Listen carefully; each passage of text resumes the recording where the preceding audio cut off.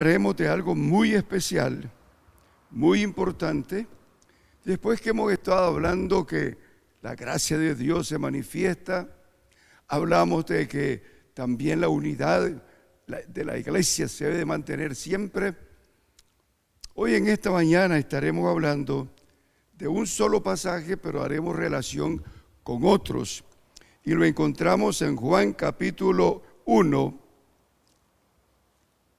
Y vamos a leer varios versículos que realmente nos ayudan para entender lo que estamos predicando.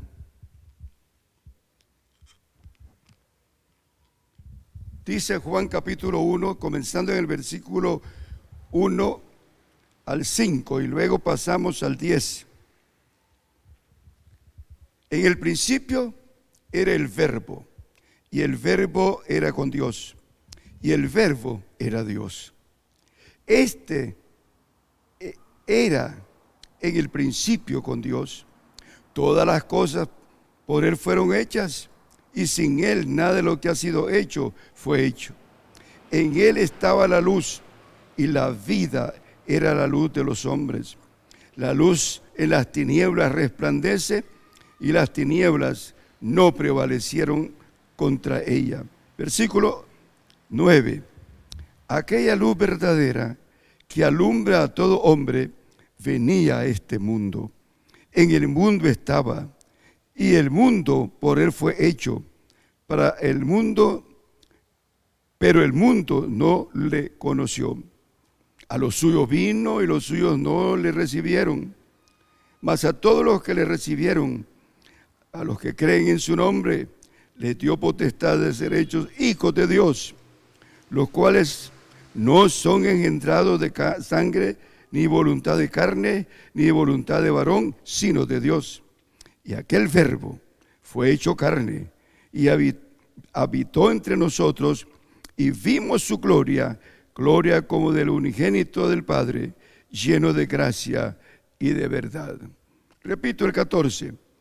Y aquel Verbo fue hecho carne, y habitó entre nosotros, y vimos su gloria, gloria como del unigénito del Padre, lleno de gracia y de verdad. Padre, en esta mañana, ayúdenos para poder llevar este mensaje de bendición para su pueblo, para sus hijas, para sus hijos de todas las edades. Esperamos, Señor, en esta mañana que su Espíritu Santo redarguya nuestras vidas, instruya nuestras vidas y también nos dé de su presencia. Muchas gracias, Señor, porque solo tú nos puedes dar esa palabra para poderla transmitir. En el precioso nombre de Jesús oramos. Amén, amén y amén.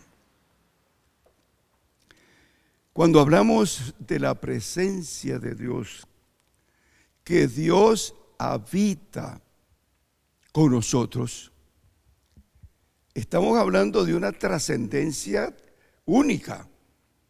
Estamos hablando de algo súper especial. Como dirían otros también, algo sobrenatural. Pensando, por ejemplo, en la promesa del Señor, desde el momento en que el hombre pecó, la mujer pecó, pecamos, hubo una promesa de la presencia de Dios en nuestras vidas a través del nacimiento de un hijo. Dios le dijo a la serpiente: la simiente tuya será aplastada por la simiente de la mujer. Y aunque le vas a hacer cierta actitud de morderle el calcañar, serás aplastada. Eso significa que la promesa del Señor, que viene desde el principio de la creación, y posiblemente, como dicen algunos evangelistas, desde antes de la creación, el plan fue establecido. Creo que algunos evangelistas así lo dicen también.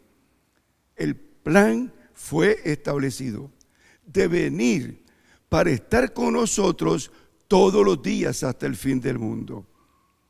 Pasaron los años y más tarde encontramos a ese Dios maravilloso platicando con un varón con un líder de esa época, con Abraham. Y comienza a hablarle acerca de esa presencia suya a través de Abraham. Hablando de la simiente, hablando de algo que viene, algo que va a llenar la vida del ser humano. Y hay promesas preciosas. En ti serán benditas todas las familias de la tierra. Eso habla de la presencia de Dios, una promesa de estar con nosotros todos los días. Encontramos luego también con Isaac esa misma palabra, y luego con Jacob. Más tarde encontramos cómo el Señor va instruyendo al pueblo que va desarrollándose, creciendo, el pueblo de Israel, que Dios lo ha sacado de la nada. Un día le dijo el Señor: ustedes no fueron pueblo especial y por eso los traje a mí. No, yo los saqué de lo más mínimo que había en la tierra, pero ahora son mi pueblo. En ese pueblo de Israel comienza a manifestarse de alguna manera más la presencia del Señor. Comienza a usar el término habitación, que Él viene a habitar en medio de su pueblo. Y habitar es diferente de un invitado. Una persona que es invitada, pues se le invita para estar en un tiempo determinado. Cuando me invitaban, por ejemplo, a predicar en Puerto Rico, en Estados Unidos, bueno, estaba por allá 3 semanas lo máximo, pero tenía que regresarme, porque era un invitado, y me daban la gracia y me daban bendiciones. Igualmente, cuando decimos que tenemos un invitado en nuestra casa, sucede lo mismo. Pero hay una palabra que es todavía más dura y fuerte negativamente.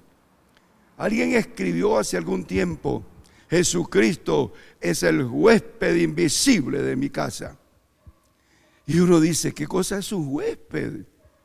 Un huésped es una persona que vive arrinconada, que lo mantienen en un lugarcito, pero luego también puede salir en un tiempo determinado. Pero cuando hablamos de habitar, cuando hablamos de estar presente, no es para tenerlo en un cuartito especial, para tenerlo con su vacinica o su mesita de mesa. No, no, no. Esa persona, en el caso de nuestro Dios, viene a vivir con nosotros. Y pasan los años. Y como dije, la manifestación del Señor se va viendo a través de los mandamientos. No te harás imagen de ninguna clase, no las adorarás.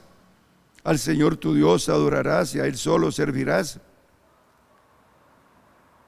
Darás un día para mí. Entonces, son puntos de partida de la presencia del Señor. Y se manifiesta también cuando dice que nosotros no hagamos daño a nuestros padres, ni lastimemos a nadie robándole. Entonces, ahí la presencia de Dios va caminando para instruirnos la manera de vivir, la manera de caminar en esta tierra, la manera de actuar. De repente encontramos a los profetas.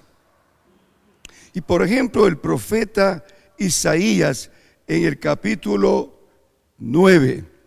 Veamos lo que nos dice Isaías en el capítulo 9, que es algo muy importante cuando leemos estos versículos en la vida cristiana. Isaías capítulo 9, versículo 6, dice así: porque un niño nos es nacido. Pero antes de esto, también hay una palabra de ánimo, de la presencia del Señor. En el versículo 1 dice: mas no habrá siempre oscuridad para la que está ahora en angustia, tal como la aflicción que le vino en el tiempo que livianamente tocaron a la primera vez la tierra de Zabulón y a la tierra de Neftalí, pues al fin llenará de gloria el camino del mar y de aquel lado del Jordán en Galilea de los gentiles. El pueblo que andaba en tinieblas vio gran luz. Los que moraban en tierra de sombra de muerte, luz resplandeció sobre ellos. Ahí está la palabra de la presencia del Señor. Está hablando de que nunca más estaremos en tinieblas. Pero para que no estemos en tinieblas, algo tiene que pasar. Así que encontramos ahora que esta promesa de su luz se va a hacer realidad con una profecía que también da a Isaías el Señor. Versículo 6. Porque un niño nos es nacido, hijo nos es dado, y el principado sobre su hombro, y se llamará su nombre admirable, consejero, Dios fuerte, Padre eterno, príncipe de paz. Lo dilatado de su imperio y la paz no tendrán límite. Sobre el trono de David y sobre su reino, disponiéndolo y confirmándolo en juicio y en justicia, desde ahora y para siempre. El celo de Jehová de los ejércitos hará esto. Es profecía, pero ya está allí, hablando nuestro Dios a través de Isaías, de su presencia mayor.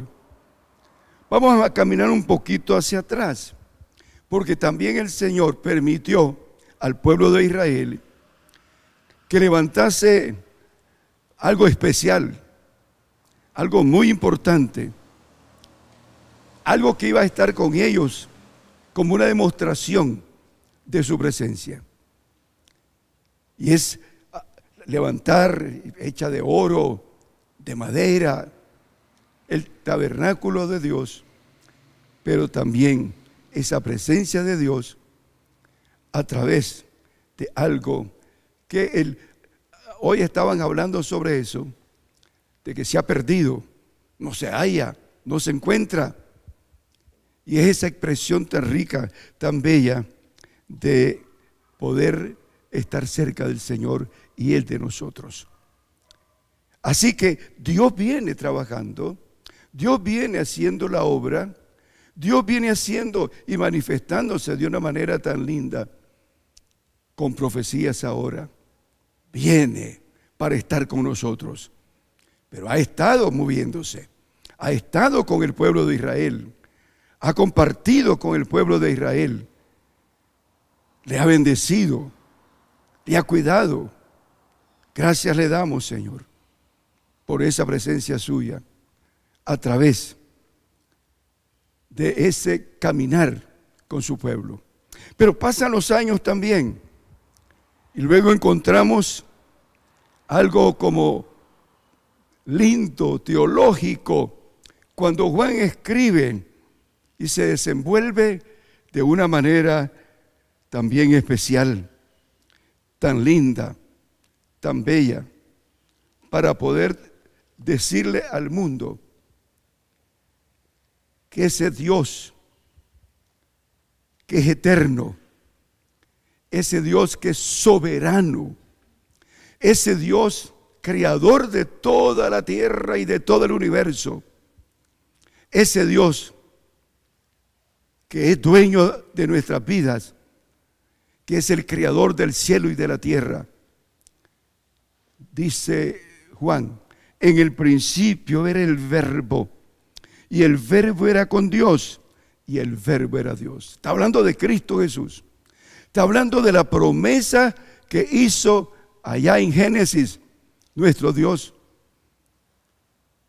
que iba a nacer alguien que quebraría todos los estatutos, que quebraría la religiosidad, que vendría a morar con nosotros, en nosotros, y está siempre con nosotros.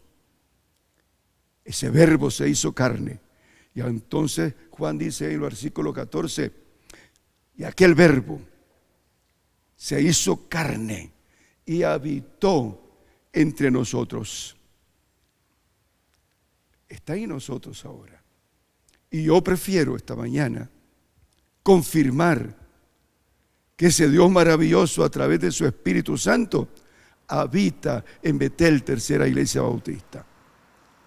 Yo garantizo que esta iglesia es habitada por nuestro Dios.